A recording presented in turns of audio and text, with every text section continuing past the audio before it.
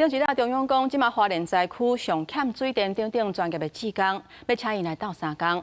不过去到位煞是无人咧派工课，即马中央要成立专职单位，统一来调派。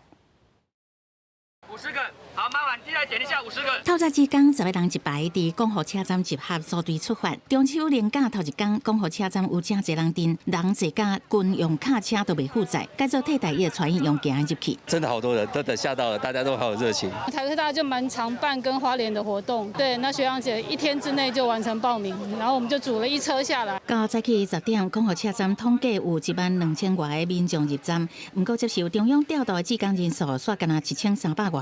也是有志工到现场煞无啥啥，只好家己组团入去灾区。很多人下来可能算无头马车，那不知道要去哪里，我就想说，我如果有机会的话，大家不知道要去哪里的话，就可以跟着这个走。另外一边，车衫中央调集希望有水电、土木等相关志工投入，为咗专家志工趁年假去公河上岗集合，煞出现等无派工的情形。 然后他们就整个散掉了，然后速度跟进度我们都无法掌握，只能我们派工出去查。它其实是这边的人力是比较多的，那其他地区应该要再分散。目前中央前进协调所提醒，一般志工人数已经有够，中秋连假会当适度休困。 若是已经到现场，为了应对大部分家户窗仔门毁损，一家所来可能的风台状况，会做分流协助做防范风台山地啊，爱1万个山地。专业志工原来会成立专门的窗仔口。